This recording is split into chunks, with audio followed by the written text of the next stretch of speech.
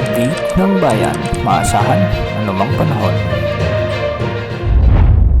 Magandang araw po sa ating lahat. Narito na ang pinakahuling update sa magiging lagay ng ating panahon hanggang sa mga susunod na araw. Sa kasalukuyan ay easterlies ang dominanting weather system na nakakaapekto ngayon sa buong kapuluan.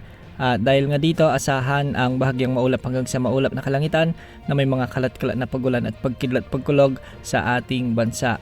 May mga kaulapan ngayon na nagdadala ng mga kalat-kalat na pag-ulan sa silangang bahagi ng Cagayan Valley, sa may northern portion ng Ilocos Region, sa kanlurang bahagi ng Central Luzon, sa ilang bahagi ng Mimaropa, sa ilang bahagi ng Calabarzon at sa malaking bahagi ng Bicol Region. Samantalang sa Visayas, asahan din ang kalat-kalat na maulap na kalangitan at may mga kalat-kalat na mahinang pag-ulan sa halos buong Panay Island, sa hilaga at katimugang bahagi ng Negros Island Region, sa Northern Cebu Province, sa kanlurang bahagi ng Bohol at sa ilang bahagi ng Eastern Visayas. Samantala, sa Mindanao makikita naman natin sa ating satellite na may malawakan o may malawak na kaulapan na nakakaapekto ngayon dito. Magdadala ito ng kalat-kalat na mahina hanggang sa minsan ay katamtamang pag-ulan sa may Caraga, Davao Region, Sorsogon, Zamboanga Peninsula at ilang bahagi pa ng Mindanao. Mag-ingat po dahil posible ang banta ng mga biglaang pagbaha o pagguho ng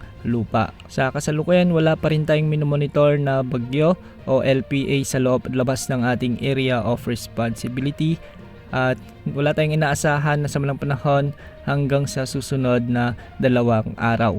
Base naman sa mga pagtataya ng mga ginagamit nating weather models, kasama na ang Google DeepMind, posibleng may pamumuo lang sa malang panahon sa susunod na linggo. Nakikita natin na posibleng lumakas ito bilang bagyo, ngunit hindi naman nakikitang lalapit o tatama sa ating bansa. Posible lamang na pumasok ito sa ating area of responsibility, pagkatapos ay magre-recurve naman ito patungo sa hilagang silangan. Kung sakali nga ay tatawagin natin ito sa local name na Bagyong Kaloy. Yan muna ang latest sa lagay ng panahon. Ito po ang weather update ng bayan, maasahan anumang panahon.